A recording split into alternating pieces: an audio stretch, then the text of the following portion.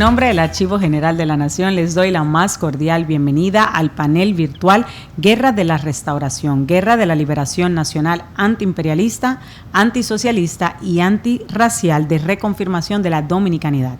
Este panel que presentamos en modalidad virtual el día de hoy forma parte del programa de actividades que el Archivo General de la Nación desarrolla mensualmente con el propósito de difundir y reflexionar sobre nuestra historia. En esta ocasión contamos con la participación de dos distinguidos académicos y profesores de la Universidad Autónoma de Santo Domingo, Álvaro Camaño, investigador y docente de amplia trayectoria, y Ramón Rodríguez, historiador y profesor de larga data. Ambos reconocidos por sus aportes en el análisis histórico y también por su dedicación en la formación de la nueva generación de historiadores. Nos guiarán en un recorrido por uno de los episodios más trascendentales de nuestra historia, la Guerra de la Restauración, un proceso que reafirmó nuestra soberanía y que dejó una profunda huella en nuestra identidad como pueblo. Sean todos bienvenidos. Recibamos con un aplauso virtual desde sus hogares a Álvaro Camaño. Muchas gracias, Karina. Muchas gracias a nuestros asistentes, las personalidades que se están dando cita en este momento, a nuestros queridos estudiantes. Tenemos un conversatorio sumamente dinámico en donde vamos a analizar la Guerra de la Restauración y el antecedente contextual que va a originar que esta epopeya del siglo XIX se convierta para muchos en el hecho más trascendente del siglo.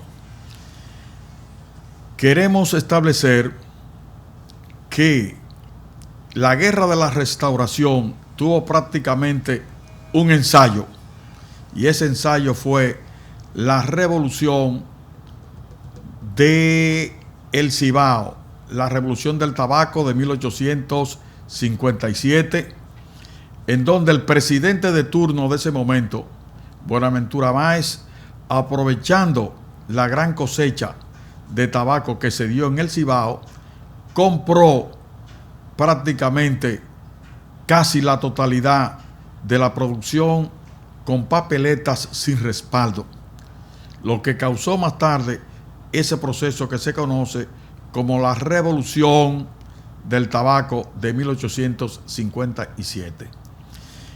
Ese hecho fue tan contundente y tan aleccionador que el Cibao en armas prácticamente se declaró independiente de la parte sur, entiéndase, del Estado Nacional, formando una república que se conoció como República del Cibao, cuya capital era Santiago, en donde estaban Benigno Filomeno Rojas y Desiderio Valverde dirigiendo la naciente República del Cibao.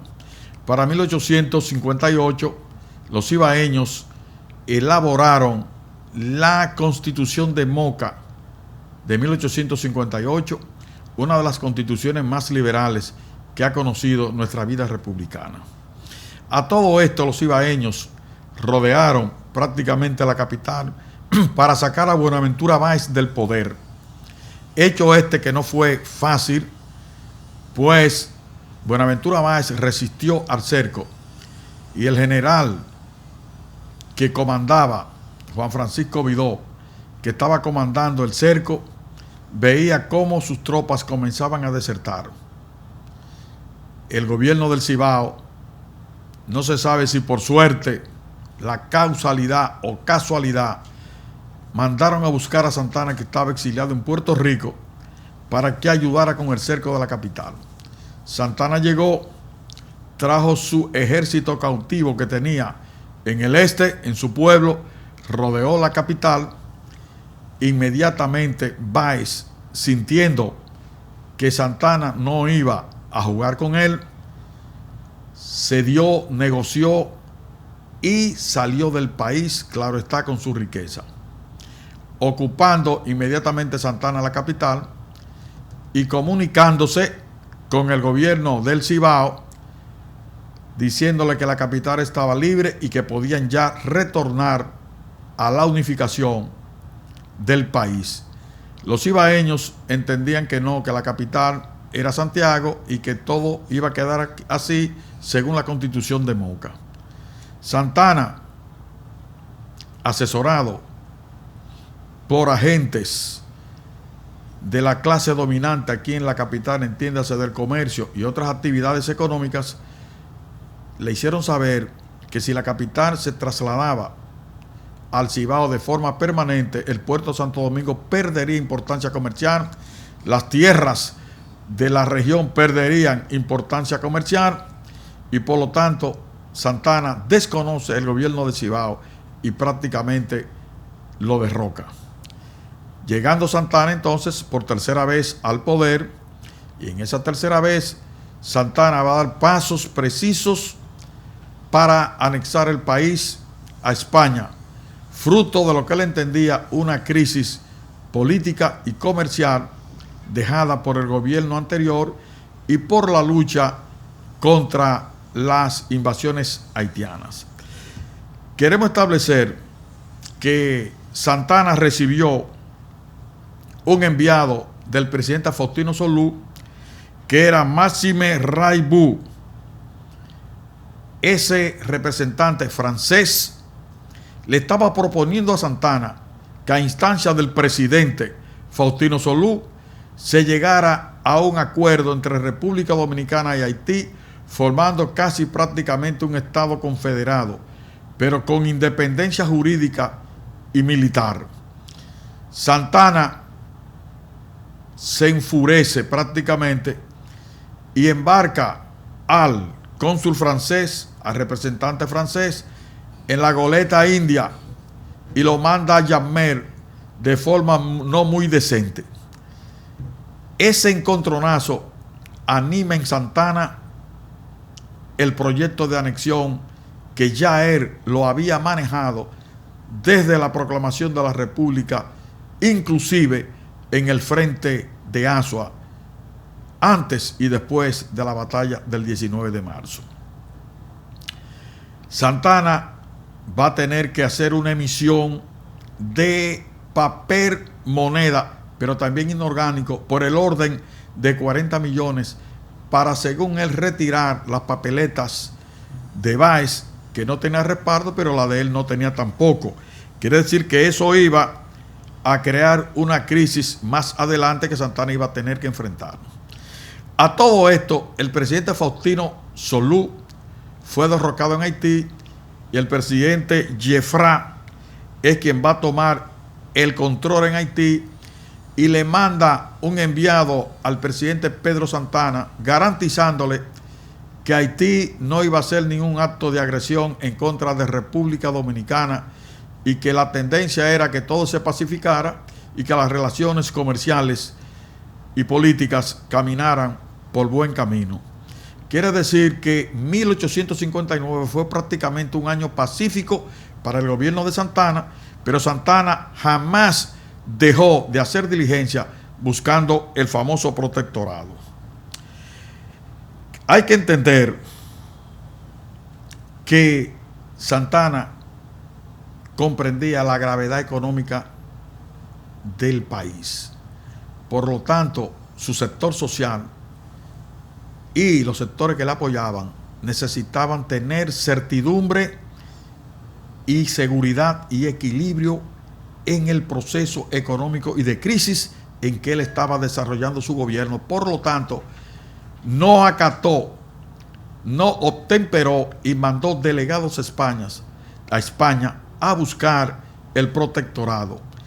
Dentro de esos delegados se menciona a el general Ramón Matías Mella, pero dicen que Ramón Matías Mella fue a buscar un protectorado no con ocupación territorial, sino un protectorado contra las posibles agresiones de Haití y a buscar el reconocimiento de la independencia dominicana. A todo esto, Mella no logró el cometido y Alfau fue enviado inmediatamente a España y las diligencias de Alfau sí dieron resultados. En ese trajín, Santana va a tener que enfrentar demandas de varios países, pero una muy sensible es el cónsul de Dinamarca, quien quería ser resarcido, sus comerciantes aquí, por la acción de corso que había hecho Báez, y él necesitaba que todo eso fuera resarcido, por lo que Santana en principio se niega, pero terminó aceptando una especie de convenio para ver cómo se solucionaba el problema. Es de ahí que una comisión nuestra fue a Copenhague para poder solucionar el problema, y es ahí donde nuestros delegados allá van a tratar de negociar y lograr que se reconociera la deuda que se tenía, y Santana iba a dar los pasos para solucionarla. Ese conflicto se va a transportar a otras naciones, y ahí entrarían España, Francia, Inglaterra, Holanda, Cerdeña, y comerciantes que residían en Santo Domingo, que se vieron prácticamente afectados porque eran tenedores de papeletas desde la época de Báez, y los pasos que Santana estaba dando no le iba a reconocer las papeletas falsas que ellos tenían, y Santana había emitido, como había dicho anteriormente, una emisión de 40 millones de papeletas falsas. Quiere decir que esos países amenazaron con los cañones para que Santana pagara, y prácticamente con una acción militar. Santana ofrecía un cambio de 500 pesos papel moneda por un peso fuerte. Ese era un conflicto que Santana tenía que resolver por las consecuencias que podía generar. En todo esto, Santana va a usar todas las crisis y los conflictos que están ocurriendo para justificar de esa manera lo que sería la anexión de la República España. Retomo y digo que el año 59 fue prácticamente un año de tranquilidad. La amenaza haitiana no era un motivo para dar un paso como era la enajenación o la obliteración de la República Dominicana, para convertir República Dominicana en una provincia del Reino de España. Los defensores de Santana van a argumentar lo contrario, pero los documentos están ahí, la historia está ahí, y por lo tanto el motivo de Santana era un motivo de posicionamiento de su sector social frente a la crisis que tenía el modelo económico nuestro, por lo que Santana dio el paso. Ahora, ¿cómo Santana va a dar ese paso? Santana va a plantear lo que se conoce como base de consolidación para la anexión. Ahí Santana hacía un petitorio a los españoles donde pretendía y así aspiraba que se introdujera como parte de la maquinaria de dominio la burocracia nuestra dentro del sistema administrativo que los españoles iban a instalar aquí. También que el ejército nuestro formara parte del ejército imperial español. Pero los españoles hasta se rieron de ese petitorio, pues aquí habían más generales prácticamente que el ejército imperial español, que estaba repartido casi en la mitad del mundo conocido. También Santana pidió que no se estableciera la esclavitud en República Dominicana y que se nos diera el trato de un ciudadano español como ciudadanos españoles que íbamos a hacer a partir de ese momento. A pesar de que la esclavitud per se no se impuso como tal, pero el tratamiento que los españoles nos estaban dando era prácticamente casi de esclavos. Y además Santana permitió que aquí trajeran culíes desde Cuba, o sea, chinos convertidos en esclavos. O sea que se estaba filtrando el sistema esclavista ya con extranjeros importados. A todo esto Santana falsificó un plebiscito para demostrarle a la reina de España que el pueblo dominicano estaba acorde con la anexión. ¿Qué ofrecían los españoles? Los españoles estaban ofreciendo hacer un calado al puerto de Santo Domingo para que barcos de alto calado pudieran entrar y que el comercio se agilizara. También nos plantearon hacernos edificios multifamiliares para que viviéramos de forma decente. Quiere decir que todo lo que nos están ofreciendo los españoles no iba a resultar tal cual como se estaba planteando. Lo último que nos ofrecieron era traernos el ferrocarril a la colonia española de Santo Domingo, cuando ellos no tenían ferrocarril en España. Sí lo tenían en Cuba, pero no lo tenían en su país de origen, en España. Entonces, toda esa modernidad que nos ofrecían en el bando santanista, esto cayó muy bien. Mientras eso ocurre, los dominicanos comenzaron a despertar de ese letargo que fue la anexión, la obliteración del Estado dominicano. En este sentido, los primeros conatos, que yo le voy a llamar movimientos precursores de la restauración, van a ocurrir en el Cibao.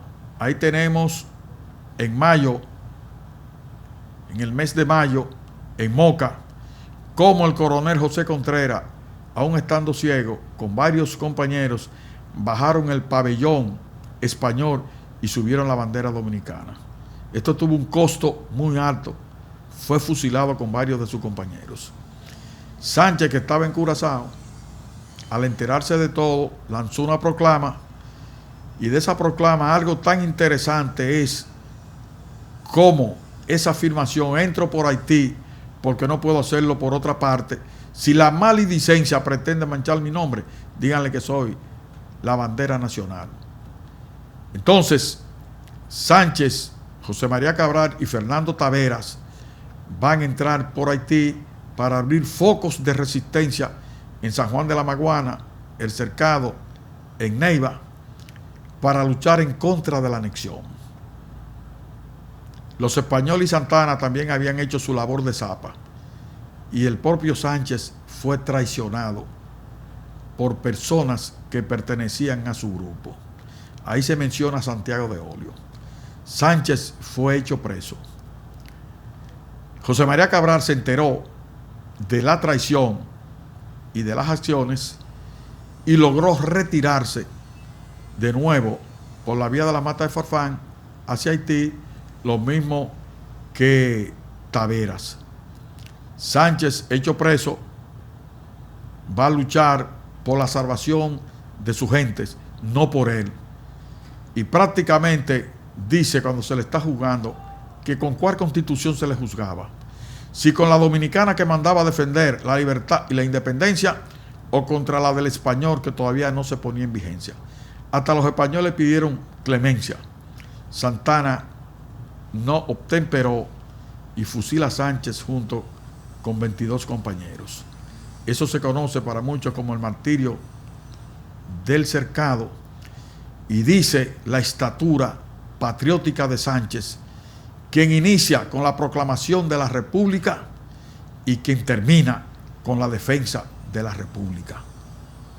Sánchez es un patriota, es un padre de la patria, que no se le puede cuestionar nada, que en el transcurso de su vida pudo tomar decisiones que tal vez no fueron las más adecuadas, pero fue un hombre y su familia de lo que más le aportaron sangre a la patria.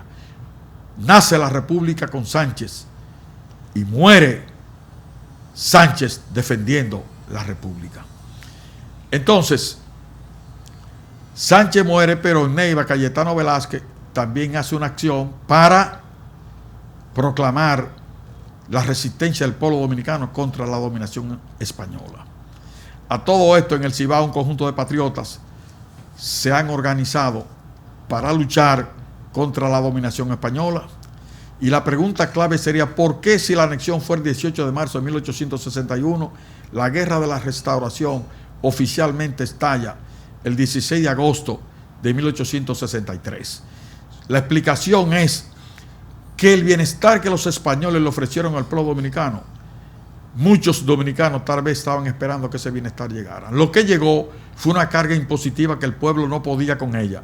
Lo que llegó fue la ley de bagaje, donde los españoles le quitaban las bestias, los mulos, a los campesinos, para que lo trasladaran 10 kilómetros antes de llegar a los pueblecitos y 10 kilómetros después, y le confiscaron su caballo y no se lo entregaban. Trajeron inclusive una especie de clero que adversó y prácticamente degradó al clero dominicano. El padre Bienvenido Monzón no creía en los curas dominicanos, llegó a decir que eran chulámbricos, que pegaban muchachos y no los reconocían. Y quiso obligar a los campesinos, que los que tenían 2 mujeres vivían en estado de fornicación, que tenían que casarse con una y legitimizar la familia. Y los campesinos nuestros, si tienen 3 parcelas, generalmente tienen 2 o 3 mujeres que se la cuidan. Si se casaban con una de ellas, esos iban a ser legitimizados y los otros no tenían derecho a la herencia ni a nada. Quiere decir que hasta ahí acosaron los españoles al pueblo dominicano. En este sentido, con el grito de Capotillo, donde hombres de la talla de Gregorio Luperón, José Cabrera, Santiago Rodríguez, Benito Monción y otros proclamaron en el grito de Capotillo la guerra de la restauración, la vuelta a la dominicanidad. Esta guerra de la restauración tuvo un carácter, primero, antiimperialista, pues se luchó contra un imperio aún decadente, pero era un imperio, el imperio español. Era de liberación nacional porque estábamos ocupados por tropas extranjeras y una legión de combatientes cipayos al mando de Santana, traidores a la patria.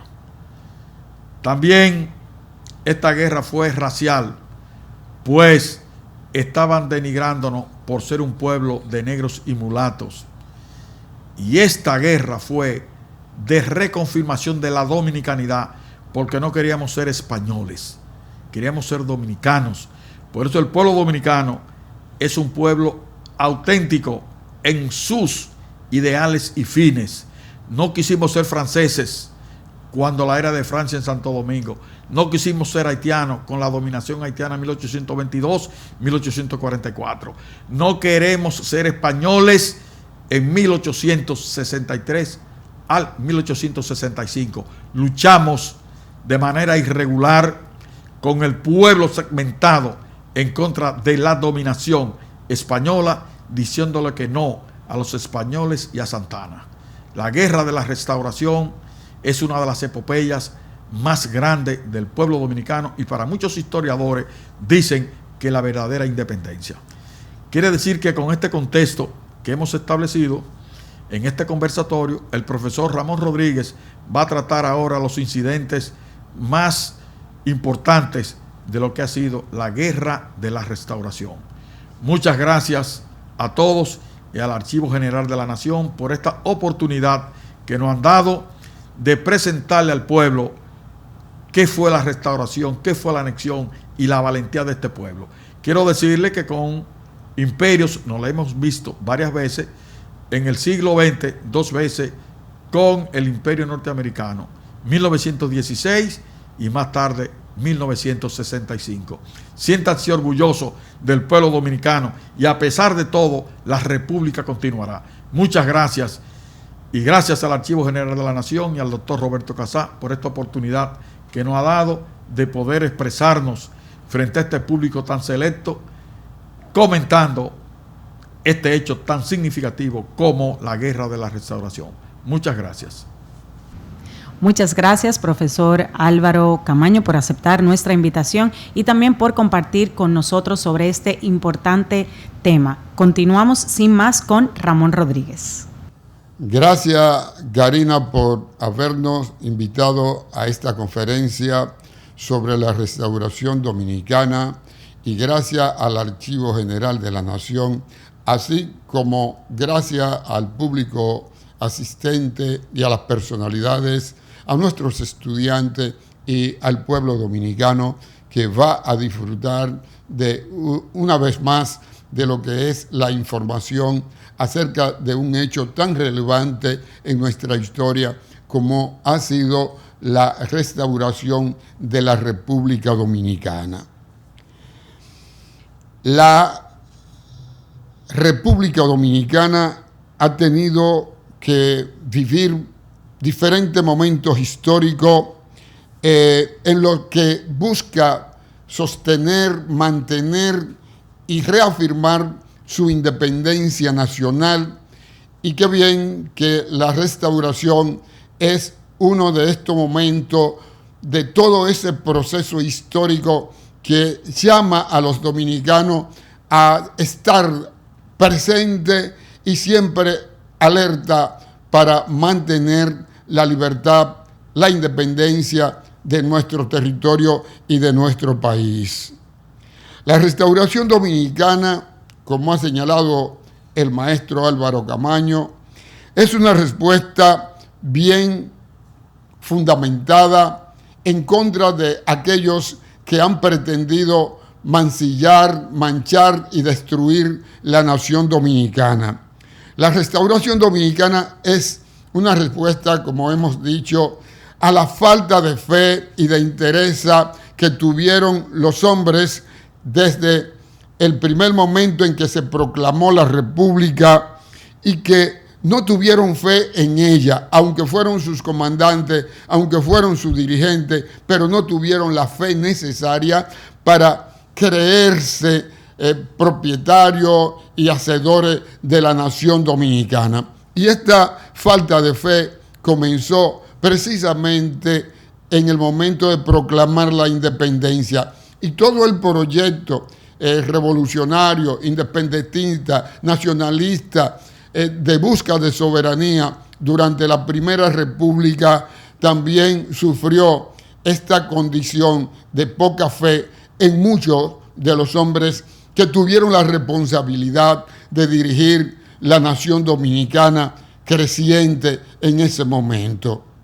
Y ya el profesor Camaño ha mencionado la falta de fe tanto en Pedro Santana, que debió ser un capitán, un general gozador de todo el prestigio en el mundo militar dominicano y en la nación dominicana, pero que no tuvo fe, como lo mostraba el propio Santana allá en Azua, antes de iniciar la batalla y luego de su retirada.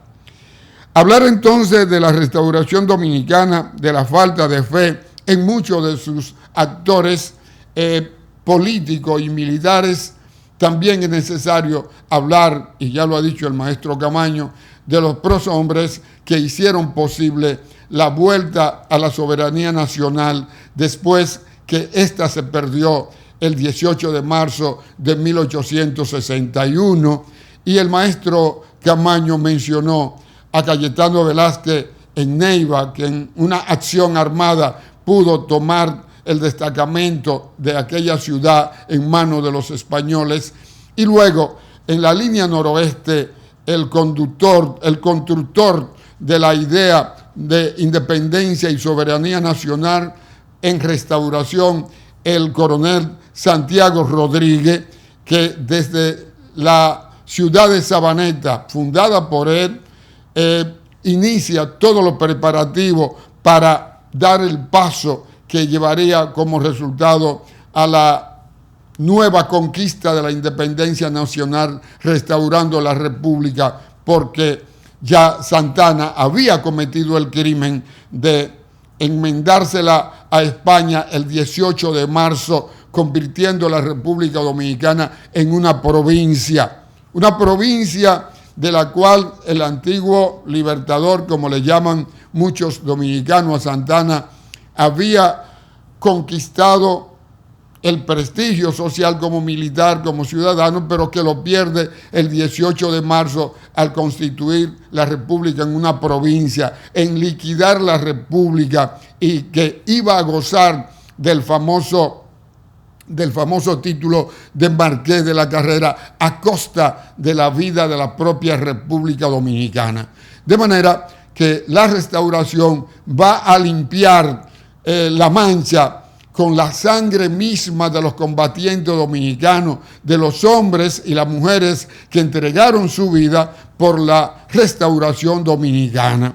Santana, un hombre que pudo haber logrado laureles mayores en el tiempo y en la historia de manera positiva, hoy lo encontramos que es rechazado por la mayoría de la población dominicana. Pero todavía quedan muchos santanas en República Dominicana que no creen en la República Dominicana. Ese proceso de formulación, de consolidación de la nación dominicana, que en este momento se ve amenazada desde el exterior, es un momento que nosotros debemos pensar y ver cómo los Santana de ahora, los Báez de ahora, los Bobadilla y demás pueden enmendarse y pensar que la República Dominicana debe ser siempre libre, soberana, independiente, que no necesitamos la unificación con ninguna otra nación y que no nos vamos a entregar a ninguna otra nación tampoco. De manera que Santiago Rodríguez había construido todo un andamiaje, toda una arquitectura para dar paso a la formación de nuestra identidad, a la recuperación de nuestra identidad como nación, como pueblo. Es decir, que las tropas que estaba formando debían tener la consistencia necesaria y ya toda la región de la línea noroeste y parte del Cibao total estaban preparados para dar el grito de libertad, de independencia, el 27 de febrero de 1863. Pero eso no fue posible porque hubo un error en uno de los comprometidos frente a soldados españoles al recibir un saludo que puso en alerta. Esto fue Norberto Torres, que le contestó a un soldado español que dentro de 5 días iban a saber quién y cuáles eran los paisanos. Entonces reaccionaron los españoles y comienzan la guerra restauradora, comienza en febrero, pero el 22, y eso fue un fracaso cuando el general Lucas de Peña levanta al pueblo de noretano y sobre todo a Guayubín. Y aunque hay algunos triunfos, eso fue fatal para el movimiento revolucionario, para el movimiento restaurador. Tan mal fue ese movimiento levantado el 22 de febrero de 1863 que hizo posible la condena, la destrucción y la muerte de algunos prohombres en la ciudad de Santiago, miembros del ayuntamiento de la ciudad de Santiago, que debían participar en la lucha por la libertad del pueblo dominicano. Y muchos de esos hombres del ayuntamiento de Santiago entonces estaban sujetos a morir en manos de los españoles en virtud de que, hechos prisioneros, debían responder a esas acusaciones de ser conspiradores de acuerdo a como lo planteaban los cibaeños y los gobernantes españoles que estaban allí. De esos hombres voy a mencionar algunos de esos nombres, y entre ellos vamos a mencionar al poeta Eugenio Perdomo, de quien hay una anécdota extraordinaria de hombría, de valor, de palabra, ¿no? Tenemos también a Carlos de Lora, a Vidal Pichardo, a Pedro Ignacio Payá y Ambrosio de la Cruz. Con relación al señor poeta Eugenio Perdomo, tuvo la valentía de que el soldado español que le cuidaba en la cárcel le preguntó qué cosa querría hacer antes de morir. Y él le dijo: quisiera despedirme de mi amada. El soldado español le preparó un caballo y le dio el permiso para salir, y Eugenio Perdomo regresó otra vez para ir al paredón. Y no solamente ir al paredón, sino que allí en el paredón le ofrecieron un burro para ir al paredón. Y él dijo que los dominicanos, cuando van a la gloria, van a pie, no en burro. Y también se señala la necesidad de que se ponga en reconocimiento el valor del zapatero Ambrosio de la Cruz, que muere allí en la conspiración del Ayuntamiento de Santiago, hecho por los españoles y sobre todo por el general Hungría, que era dominicano al servicio de los españoles de ese momento. Nosotros pudiéramos también mencionar los hombres que participaron, los 14 titanes que vienen de Haití a República Dominicana el 16 de agosto de 1863. Fíjese que hubo que alargar el tiempo de lucha a 6 meses más, porque si comenzaban en febrero y llevarlo a agosto, son 6 meses que hubo que pasar preparando de nuevo la estrategia, la logística que debían desarrollar los dominicanos, pero que el error de Norberto Torres llevó a la pérdida de 6 meses de preparación, de antelación, de formación, de lógica, de estrategia, de táctica que debían seguir los dominicanos. Así la cosa que ya el profesor Camaño mencionó la acción del padre de la patria, Francisco de Rosario Sánchez, quien no solamente dijo entro por Haití, es que confirmaba que él, el 27 de febrero de 1844, había izado la bandera nacional en la Puerta del Conde.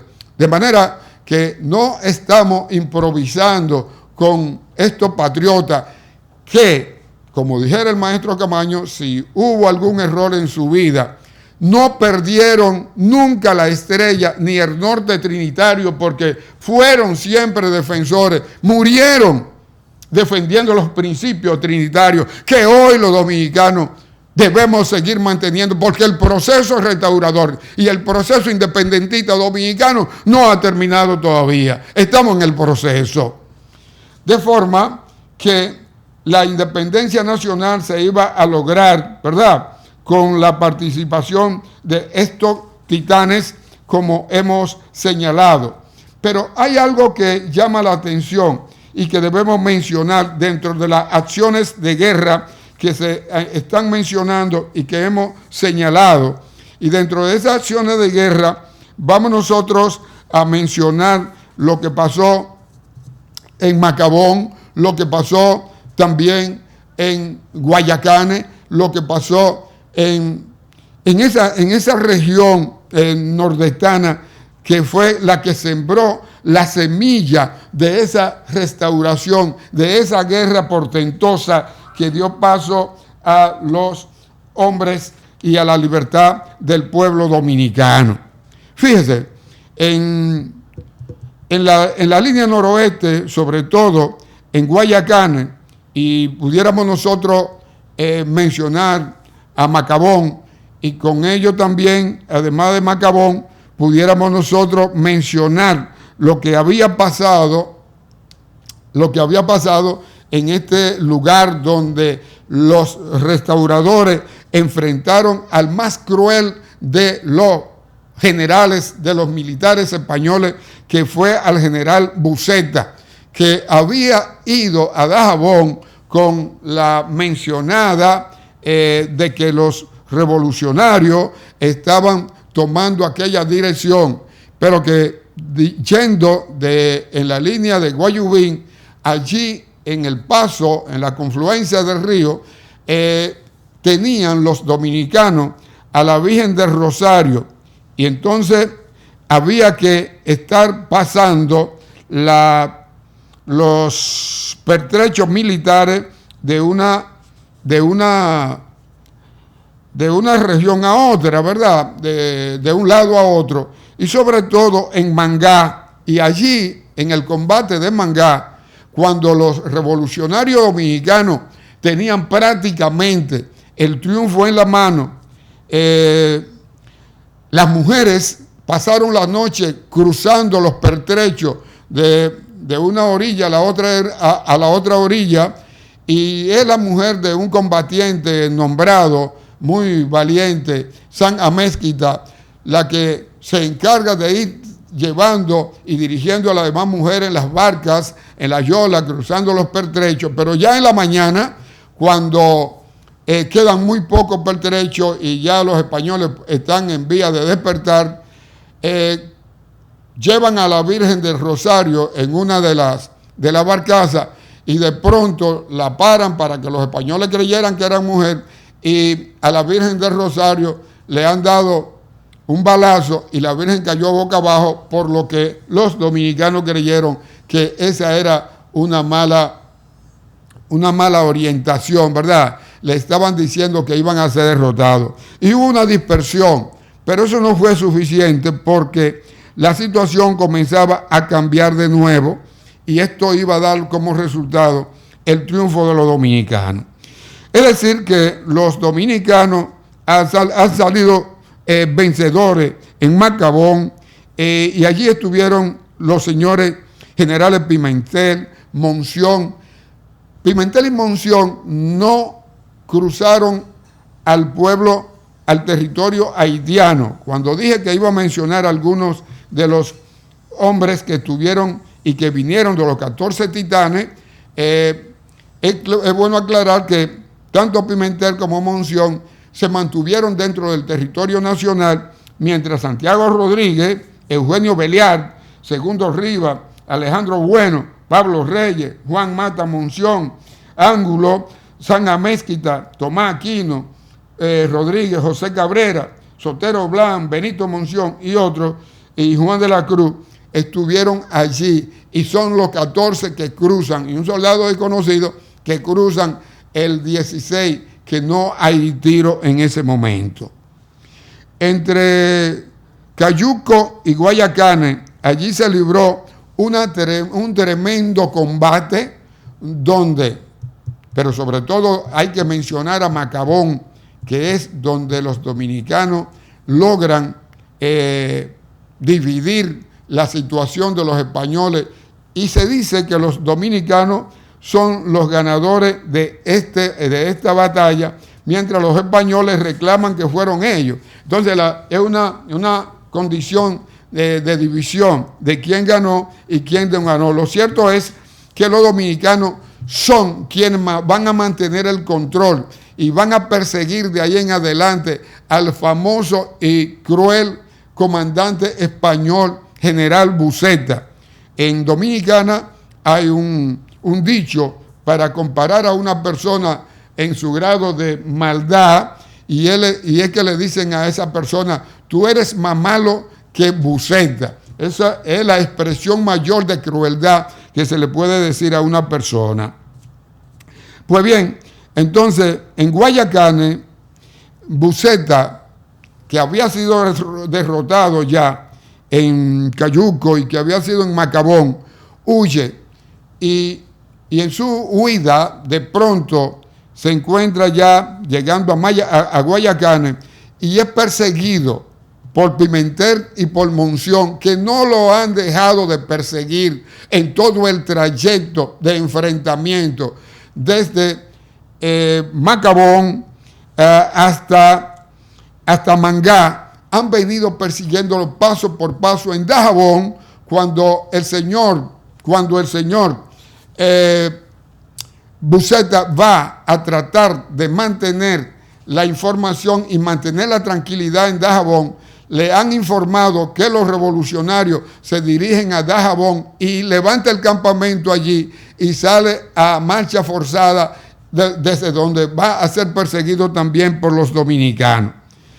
Ya destrozadas las tropas del señor Buceta, Pimentel y Monción lo persiguen, pero el caballo de Pimentel y Monción van a entrar en dificultades porque se cae el caballo de Monción, y Pimentel lo va a salvar de los españoles que le van encima. Pimentel a pie corriendo se enfrenta con los españoles, salva a Monción y luego lo lleva en su caballo a recuperarse. Pero Buceta, que ha perdido la mayor cantidad de sus hombres ahí en Guayacane, y Cayuco, entonces termina entrando a la casa de Juan Chávez, un hombre que tenía un cierto abolengo social y que era respetado por toda la población por las condiciones que acabo de decir. En ese sentido, entonces, el señor Buseta va a tener que esperar al otro día, reponer su fuerza y salir corriendo de nuevo para Santiago, que también será perseguido. Otro de los movimientos que tiene el mundo y de la batalla después de Guayacán, que es importante, es la batalla de Santiago. En la batalla de Santiago encontramos que comienza el 6 de septiembre y va a terminar el día 13 de septiembre, 13 días de combate, donde los dominicanos van a poner fin a las pretensiones de los españoles y sobre todo el propio Buseta será derrotado allí en Santiago de los Caballeros y ya no tendrá más oportunidades porque será una derrota sin comparación la que va a sufrir. Los santiagueros que ahora cuentan con la participación del generalísimo Gaspar Polanco, que había servido a las tropas españolas y que rápidamente se va al bando dominicano, Gaspar Polanco termina dando una orden muy temprana de la madrugada, quemar, incendiar a Santiago y perseguir a los españoles que tienden a tomar la retirada después de mandar un parlamentario donde los restauradores, Monción, Polanco, Luperón y demás, los españoles van a salir huyendo con el señor Buseta a la cabeza y las tropas que venían para ayudar a los españoles en Santiago, esas tropas fueron derrotadas antes de llegar a la ciudad de Santiago. De manera que el pueblo dominicano a partir de ahí estaba en buena mano porque iban dando paso contundente hacia la configuración. Y el 14 de septiembre de 1863 se proclama el gobierno republicano en armas, se proclama la restauración de la República Dominicana y el Estado Dominicano en armas. Es decir, que había un gobierno civil encargado de mantener, de controlar y de dirigir la guerra y administrar el Estado como tal. Y pasando de Santiago, que es importantísimo en este momento, y saber que allí se consolidó el triunfo de los dominicanos, porque allí se instaló el gobierno civil que dirigió los destinos de la República con baja y con alta, pero allí se constituyó y ya no se va a volver para atrás. Otro elemento y otro momento importante que tiene la guerra de restauración es la participación del propio Luperón en Santiago, que estaba apodado como el hombre de la folla, porque andaba con una espada siempre, con una tusa en la punta de la espada. Y en esa condición, entonces, es que Luperón entra en combate en el centro mismo del ejército español y sale triunfante con su espada rota, y limpiándola con el índice para entonces derrotar a los españoles y que la tropa dominicana pudieran tener la capacidad de vencerlo, ¿no? De vencer allí con fuerza. Y otro elemento y otro momento de mucha importancia es la que nosotros encontramos entonces allá mismo en Santiago, cuando hay una situación difícil y en el fuerte donde estaban establecidos los dominicanos, los españoles habían destruido una pieza, un cañón que perdió el trípode donde estaba establecido la base, ¿no? Y salió el artillero salió el artillero Ramón Martínez, que era de aquí de Santo Domingo, y señaló: si encuentro quien me agarre la pieza, yo disparo. Entonces, esa pieza de artillería estaba dirigida por papá Pacheco. Pacheco había muerto en el ataque de los españoles, y de pronto apareció también Francisco Suriel, un hombre de Sabaneta, de San Ignacio de Sabaneta, de allá, de la línea noroeste, y dice: yo la agarro, y se la pone en la espalda. Oigan bien, jóvenes dominicanos, oigan bien. Un hombre del pueblo se pone el cañón, se pone en 4 patas, se pone el cañón encima para que disparen ese cañón. Y ese cañón es disparado y él vuela con todo, pero las tropas españolas fueron fulminadas, por lo que los dominicanos pudieron entrar allí. Es decir, tanto Ramón Martínez como Francisco Suriel, los dos mueren al instante, pero murieron llenando de sangre la patria para que fuera libre, para que fuera soberana, para que fuera independiente. ¿Y qué decir de un artillero internacionalista norteamericano de nombre Lancaster, que se convirtió en el terror de los españoles? Donde Lancaster ponía la vista, allí iba el cañón a destruir a los españoles. Entonces, todo esto está ocurriendo, y tanto Luperón como Lancaster como papá y Martínez, y también estaba Suriel, esos 4 elementos, ¿verdad? Papá Pacheco y lo demás, Luperón, el hombre de la folla, todo esto momento extraordinario de la vida, del combate, de la acción militar en beneficio de la independencia nacional. Pero también pudiéramos nosotros decir lo que había ocurrido en otro espacio, en la batalla de San Pedro, hecha por Gregorio Luperón, y en lo que fue el Sillón de la Viuda y el río Bermejo. Allí las tropas españolas, dirigidas por Santana, fueron derrotadas por Gregorio Luperón, y allí estaba presente también el presidente Pimentel, y fueron derrotadas estas tropas. ¿Por qué? Porque los dominicanos estaban en un estado permanente de guerra, carentes muchas veces de recursos bélicos, pero tenían el espíritu indomable de luchar por esa libertad.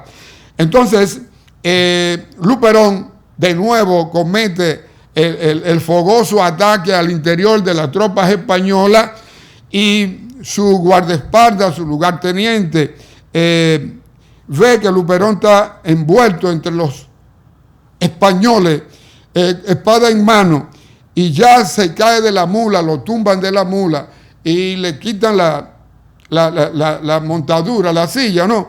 Y Luperón le dice a Roger, el segundo de él, que disparara el cañón, y él dice: no lo quiero disparar porque lo puedo matar. Dice: dispara aunque me mate a mí.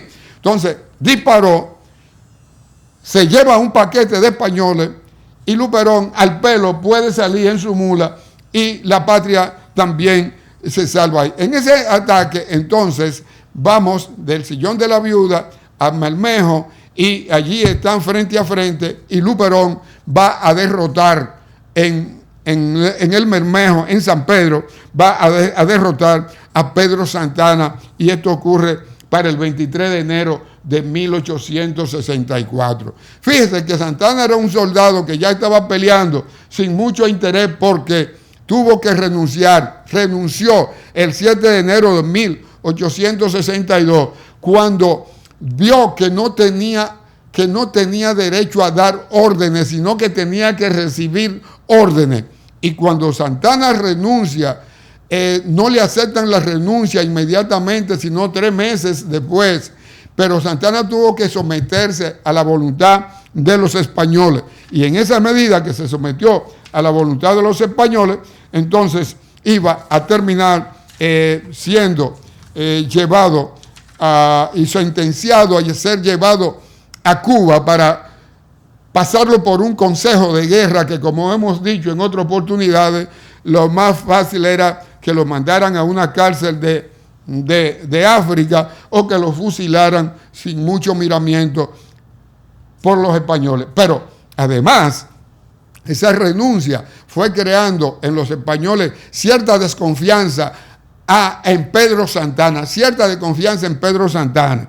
Entonces, Santana no tenía fe, ya era dudoso para los españoles, se hizo el enfermo para la renuncia, un recurso que usó siempre, y los dominicanos le pusieron un precio el día que se formó el gobierno restaurador en Santiago. De manera que así la cosa, nosotros vemos a Pedro Santana como el hombre que pudo llegar a ser un gran capitán en la historia nacional, pero que sus acciones lo llevaron a ser desconocido y menospreciado por la sociedad dominicana. Así que nosotros vemos cómo estando los restauradores en plena acción van a terminar destruyendo a los españoles y decir nosotros que la guerra de restauración, ya lo dijo el maestro Camaño, es una guerra de liberación nacional, anticolonial, antirracial, antiimperialista, y que la guerra de restauración, a mi entender, es un proceso de prolongación en el tiempo, es un trabajo que debemos seguir desarrollando los dominicanos, porque aún a esta hora seguir luchando por la independencia, restaurando esa independencia nacional, es lo que nos dará a nosotros en el futuro una verdadera patria libre, independiente, soberana, sin la intervención, sin el temor a las invasiones que nos vienen de afuera o que pretenden venir desde afuera. Nosotros, los dominicanos, debemos estar pendientes, debemos pensar que hay un temor latente a que nos van a invadir en cualquier momento. La situación reinante en el mundo de hoy es de que se hace necesario que cada dominicano, que cada joven, que cada estudiante, que cada soldado, que cada ciudadano esté en estado de alerta roja para defender nuestra nacionalidad y defender nuestra patria. De manera que dicen los hombres de apunte histórico que a España esto le costó alrededor de 30 a 35 millones de pesos o más. Hay quienes llegan y dicen a 65, y que le costó más de 20,000 muertos, 23, 24, 25,000 muertos, 24. Una parte eran españoles, más de 21,000, y los otros eran cubanos y puertorriqueños, y por qué no mencionar los dominicanos. De manera que los dominicanos que murieron allí no se contabilizan, porque el número de dominicanos considero que eran muy pocos. Y luego vamos a decir que de la misma manera que sucedió en Haití, que las enfermedades tropicales contribuyeron a la derrota de los franceses en 1803 y 1804, en la República Dominicana las enfermedades tropicales también contribuyeron a la muerte de un número extraordinario de soldados españoles que llegaron a combatir, y que la guerra de restauración, por el costo que tuvo en lo económico y en lo humano, al decir que miles y miles, más de 20,000, 40,000 españoles salieron como soldados para Santo Domingo, y que de ellos la mayoría regresó muerto o quedaron muertos en República Dominicana. De manera que la guerra restauradora, con la batalla de Santiago, de Macabón, de Guayacán, del Sillón de la Viuda y de la de San Pedro, son estas las batallas, son estos los encuentros militares donde los prohombres dominicanos, Cayetano Velázquez, Santiago Rodríguez, Luperón, Monción, Pimentel, Salcedo, Gaspar Polanco, el hermano de Gaspar Polanco, Aquiles Michel y otros tantos son los hombres, Juan Antonio Polanco, ¿no? Y otros hombres y otros hombres son los héroes que hoy República Dominicana, al cumplirse un año más de esta gesta, de esta guerra importantísima que nos señaló el camino y que nos sigue señalando desde el 27 de febrero hasta el día de hoy, el camino que deben seguir el pueblo dominicano para lograr su total independencia. ¿Cuánto tiempo falta? No sabemos. Estamos en el proceso de libertad, de lucha, de independencia. Muchísimas gracias al Archivo General de la Nación, muchísimas gracias al doctor Roberto Casá, a Karina, al público en general y al estudiantado y sobre todo al pueblo dominicano que pueda escuchar esto y que lo pueda asimilar. Gracias a todos. Gracias. Agradecemos a los profesores Álvaro Camaño y Ramón Rodríguez por compartir este espacio de reflexión sobre la Guerra de la Restauración con nosotros a través de nuestro canal de YouTube. Los invitamos a todos ustedes, los que aceptaron nuestra invitación, a que se suscriban a nuestro canal de YouTube para que reciban las notificaciones siempre que publiquemos un nuevo contenido y también a seguir nuestro programa de actividades mensual a través de nuestras redes sociales AGNRD y de nuestro portal web www.agn.gov.do. Ha sido un placer para nosotros compartir con ustedes este momento. Espero que nos volvamos a ver en una próxima ocasión. Hasta la próxima.